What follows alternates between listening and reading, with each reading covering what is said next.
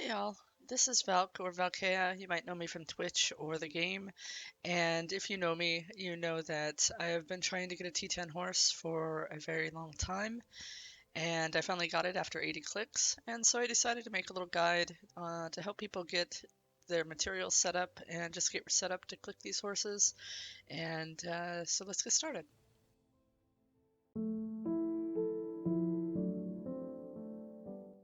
This video is going to be split up into three parts. Part one is going to be materials. Part two is the actual clicks, putting it all together. Part three is going to be miscellaneous tips that I've acquired over the years that might help you out in the long run. And so let's get started with nodes. The first material that you want to get a node on is platinum. There are two in Medaya. The first one is at Lava Cave, Omar Lava Cave, and it's right here. You can put a worker on this either from Altanova or from Tarif. From Tarif, it's 4 CP as well as Altanova. So that is going to cost you 4 contribution points.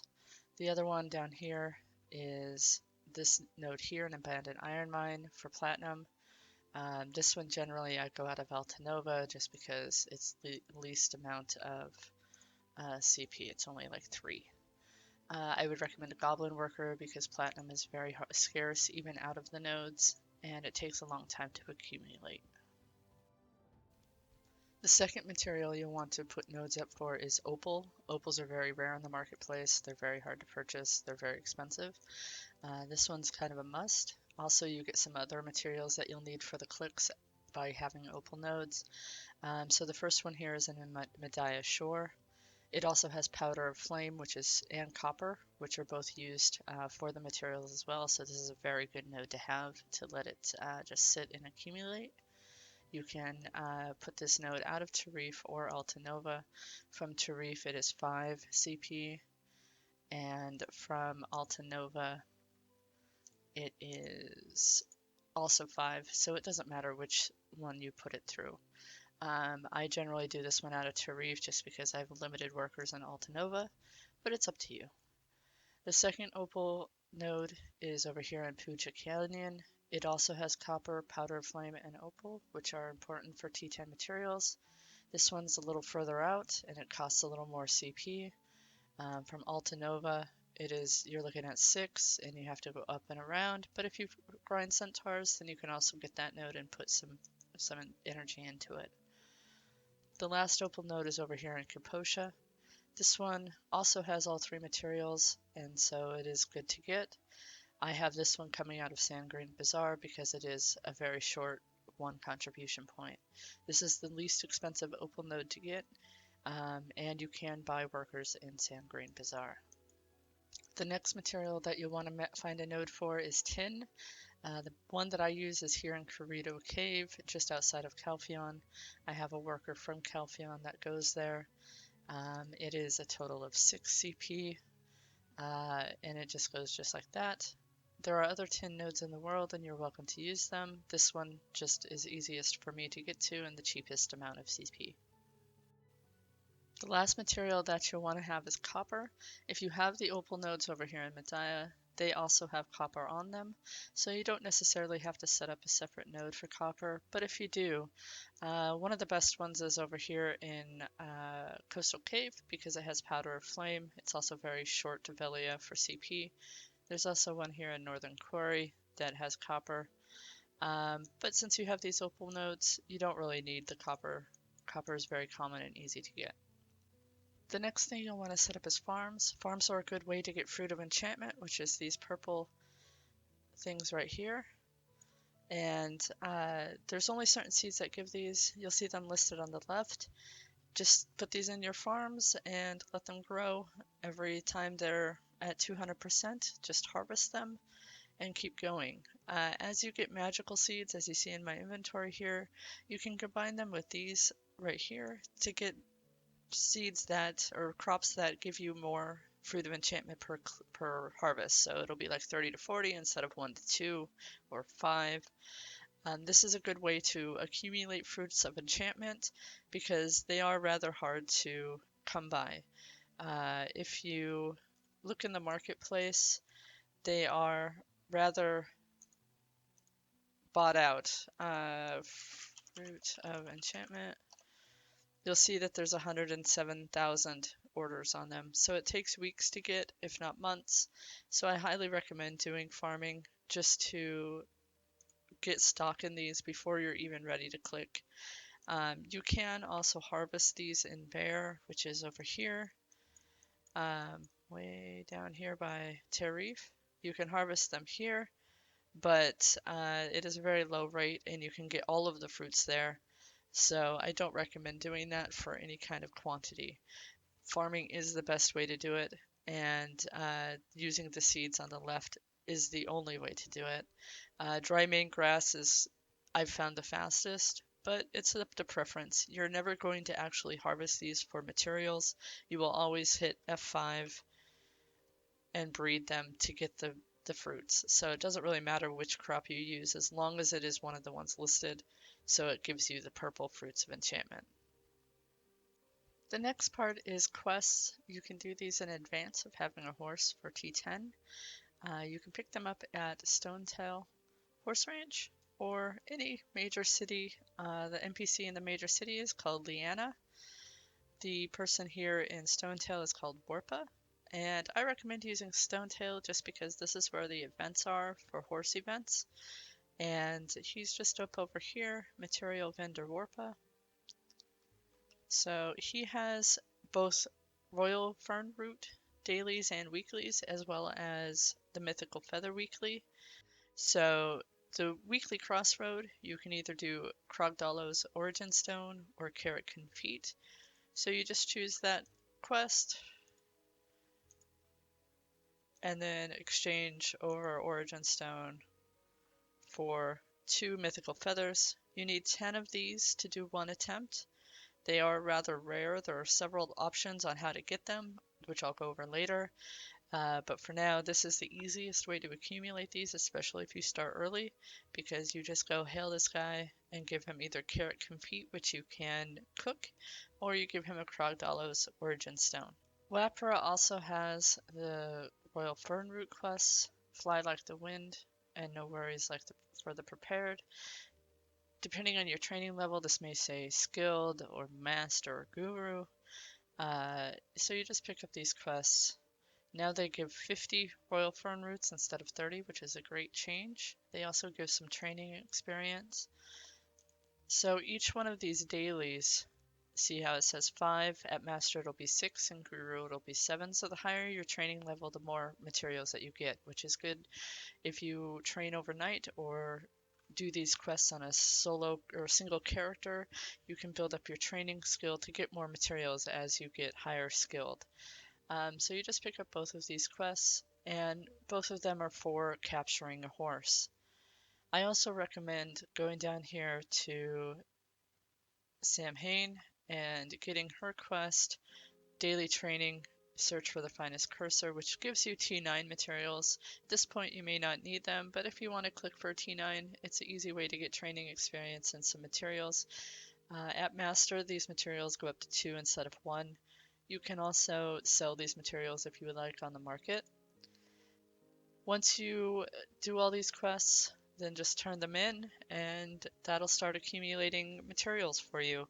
For the Royal Fern Root, you can get a total at Master of 86 per week, so it turns out to be about. One of the hardest materials to get for T10s is Mythical Feathers. You can do the quest as I just showed for 2. One of the best ways to get them, unfortunately, is through the central marketplace. Just keep a pre-order up on 5 feathers. It's 200 million silver, and hope they fill. I've had this order up for 3 years. It fills occasionally, it depends on if there's events going on, but I would recommend keeping this up all the time, just so you constantly can get feathers. The other options are you can turn in fairy feathers to the Fairy Queen and get fairied wings, and then open them all and hope for a T3 or a T4 fairy. This is probably the next most easiest way to get wings. Unfortunately, it is RNG, And as you can see, I didn't get any high-level fairies in that small little bunch. If you do get a high-level fairy, you talk to the Chancellor Heroine. She will have an exchange option down here to exchange 4 mythical feathers. T3 fairies give 1 feather, T4 fairies give 2, but it is a way to get mythical feathers. Other options, as you can see on the left, would be doing field bosses and often Tet. I've heard that field bosses, which was a new addition, actually give a decent amount if you get into the boss trains. Someone in my guild got 4 or 5 yesterday, so it is actually a way to do it. The other options are Lucky Arrows, which you need the ancient roots and you have to get a perfect score, which is very hard to do. There's also Hunting Rawrar, which is a very rare chance. The last option is the Night Vendor. He does give several feathers per click. The chance is low, but if you have enough energy, you can come out with 3 or 4 feathers. It is another way you can get them. And some other things that I've listed there on the left. However, the pre-order, the weeklies, those are going to be your main source of getting feathers. If there's any events for feathers, do them. If there are any events that have feathers as rewards, grab them. The feathers will by far be the hardest thing that you get to do the T10 attempts, and they are best to stock up, especially if you go 80 clicks like I did. There's also that quest over in Old Wisdom Tree on the Stable Master Venasil. It is a very hard quest to do because it requires hunting and skinning materials, as well as this material called Trace Vixension, which you actually get from doing Horse Imperials, which I'm going to go over next. And you can use these seals to buy that. So if you have all the other materials from life skilling, it is an option. You get 2 feathers from that, which from quest makes it 4 feathers per week.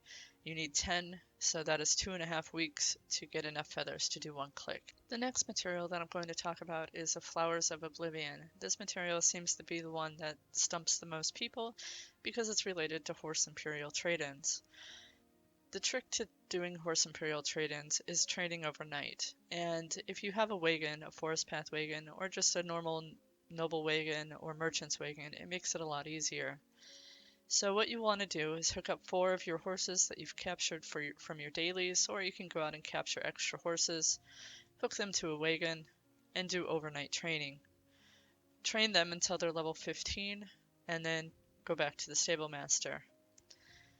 Once you have that done, check in your wagon, disconnect. These horses aren't level 15, but I'm just doing this as an example. Before you turn them in for Imperial trading, you'll want to breed them, and you can breed them at any time. I recommend doing it after they're level 15 just for a higher chance at higher tier horses, but at any time is fine. To breed a horse, you click on the male horse and you register it at breeding. Click yes, click show only me, that way nobody can snipe your horse, and confirm. Then go down here to breeding market, go to my horse list, click on request breeding, and you'll have your option of the female horses in your stable. Choose the one that you would like to breed, and then click request breeding. If they're still hooked up to the wagon, it will not allow you to do this, so you got to make sure that they're detached. Once you have them breeding, it takes 2 hours to complete. The female horse will have a complete, and you'll be able to click on the side on the right to choose a new horse, and that horse will be level 1 and have different skills, but at that point your horse is done doing its job. Once your horses are finished breeding, your male horse will still be in the breeding market, but it won't be able to be used. It'll just say under my registrations, receive, and then you click OK to put him back in your stable. Now, once you're out of breeds, which you'll see over here, it'll say breeding, this horse here, say breedable 0, able to reset, or breedable not, able to reset. It just depends on, what you want to do. I don't recommend resetting breeds on low tier horses. Tier 8 horses are a little different because they're more rare, but again, that's a pay to win item and you don't need to do that. So once your horse is out of breeds and you're done with the horse, you click on Imperial Horse Delivery. This window will pop up. It'll tell you how much you get back on silver. It'll tell you how many flowers you get, and the amount of flowers you get is dependent on the tier of the horse. You also get these, which are Imperial Seals. You can use these to get Powder of Ascension, which is for the weekly quest that I mentioned earlier for the mythical feathers, or you can get some other items that are listed on this tooltip. What we're after though is the Flowers of Oblivion. You need 100 of these for an attempt. A tier 8 horse gives 20, a tier 7 horse gives 15, tier 6 horse gives 10, and then it goes down from there. At tier 6, you're looking at exchanging about 10 to 12 horses to get enough to do this. That's why I recommend using a wagon to train 4 at a time, and breeding them to get more horses. That way you're not spending all your time catching horses to turn in. I don't recommend doing this for tier 8s just because the silver value is not really there for as much time as you put into tier 8s. Also, most people want to try to get them to cursors to try to do T9 attempts, but it's up to you. Some people like doing tier 8 just because it's less horses to have to train. So these are the main things that you'll need for materials for the T10 horse. There are a few other things. There is fire powder, which you'll get from your opal nodes. There is also fire horn, which you can get from hunting, but it's also readily available in the marketplace. You'll also need Everlasting Herb 100 per click.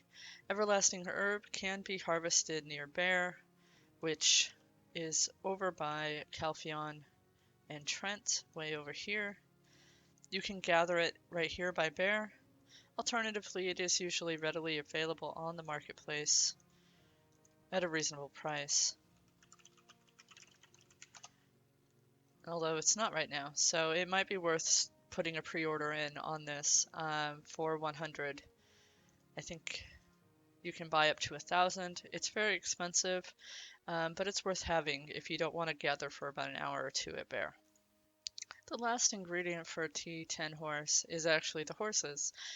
You'll need to have 2 T9 horses of the same type. So you see here, I have 2 Pegasus right here, and they both have to be level 30. If they're not level 30, then they will not be able to be made into a T10. You need to have them in the same stable, which is either Stonetail Ranch or Grana. You can click them in Grana as well. But they have to be level 30. The skills do not matter. It doesn't matter if they're trained. It doesn't matter if they have all the skills. But you just have to have 2 of the same type.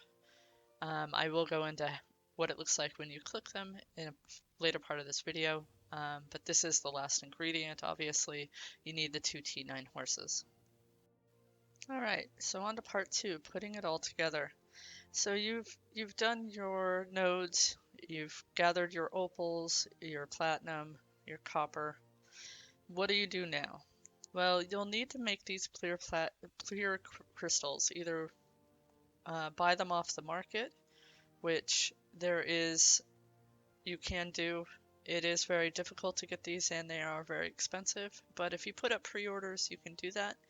I do it for the platinum crystals just because platinum is hard to get, but you can also make these things by processing both ingots and metal solvent. And so if you don't have metal solvent, you can do that through alchemy, or you can pre-order it on the market as well. But then you just process these 2 items together to create crystals.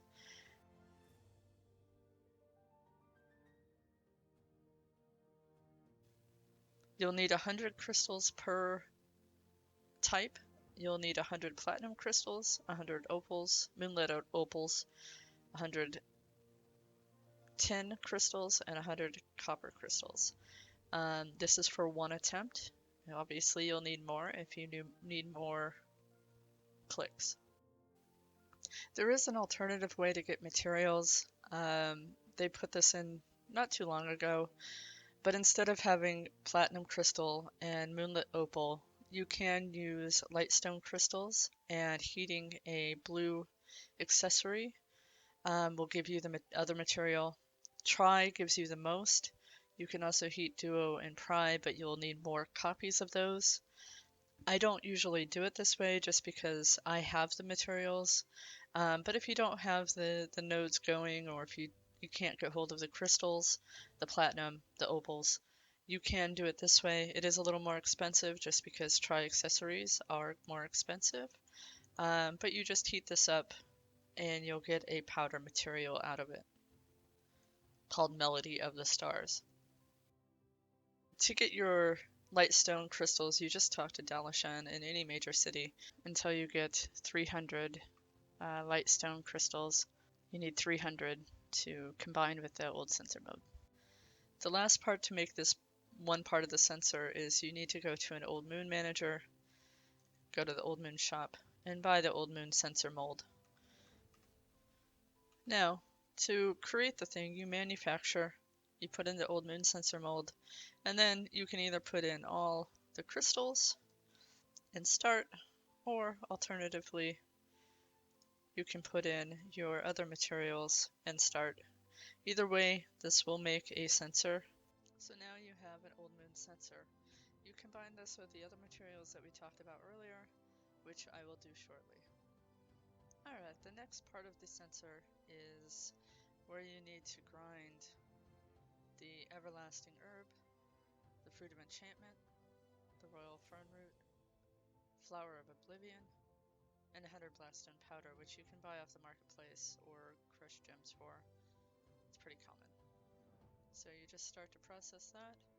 It'll give you 10 mythical powder, which is the final ingredient for the T10 sensor. Once you've completed making the powder, then you will have your 5 ingredients that you need for an actual T10 click. So you go to manufacture, put in 10 Firehorn, your moon sensor that you made earlier, powder of flame, 10 mythical feathers, 10 mythical powder, and you manufacture those. And congratulations, you now have one T10 click. So to actually click the T10, you go to the stable keeper Gula in Stonetail Ranch, or you can go all the way over here to Grana, and the stable keeper that's right here will also allow you to do a T10 click.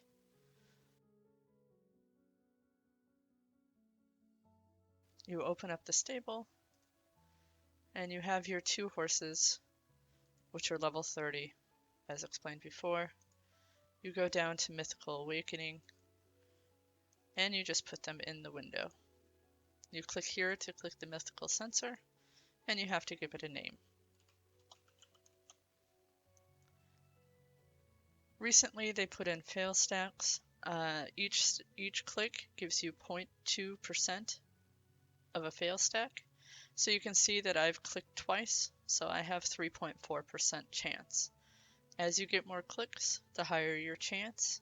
Sometimes you'll get lucky, sometimes you won't. But then when you're ready, you just click Mythical Awakening and hope for the best. Miscellaneous things that come up as questions. The first one is, and it's not one that many people know, there is a suggested quest for life skilling that allows you to get a free click for a T10. It is down here, way under life, called Honor to the Training Family. You can see I've already completed it, but the final quest gives you a mythical sensor. To start this quest, you actually have to finish a previous quest that is for training, which is training Guru. I don't have it done on this character, but you have to do it at least one character, and you have to have at least Artisan 10 to complete it. Once you finish this quest, then the training family quest will be available. Most of it is just capturing horses and running around. The second tip is your training level. You can see I have Master 10.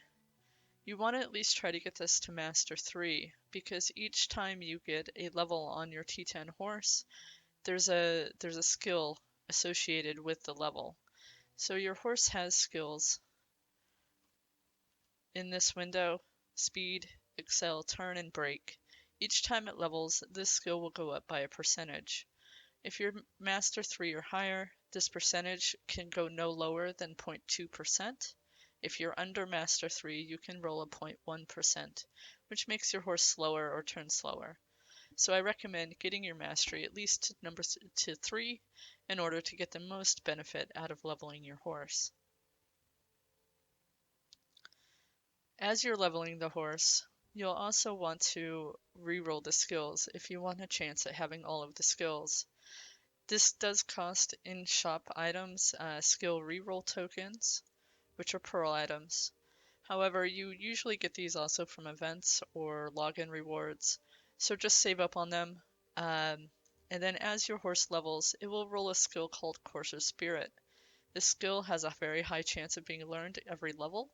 If you re-roll this at a stable, you can choose any other skill. I recommend Sprint first, just so you can train faster by sprinting. But it doesn't really matter, as long as you re-roll Courser's Spirit every time it pops up. The T10 horses have a lot of skills, so I would recommend starting early on rerolls, especially for T10 Doom, which has a lot of skills, just because there's a chance that by level 30 you may not have all of the skills learned if your horse isn't good at learning skills.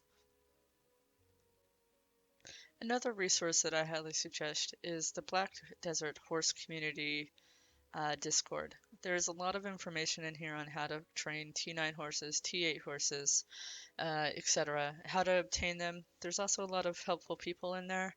The link is down in the description, but I just wanted to show you one feature in here. There is a bot that they have, which is under bot commands on the left here, right here under BDO community.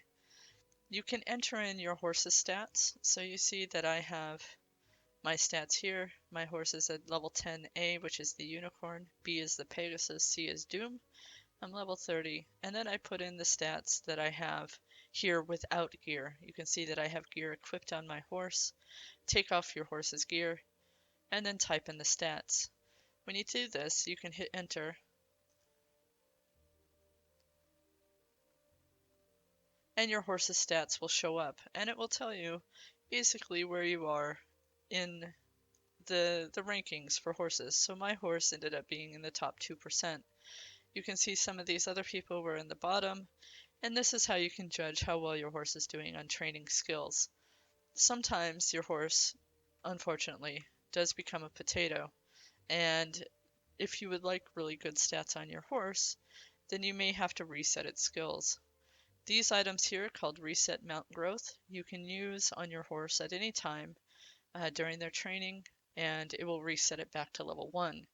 One warning, if you use this, it will erase all skills that you have trained. So if you've put a lot of mount training coupons into the horse, it may not be worth resetting it just for a higher stat.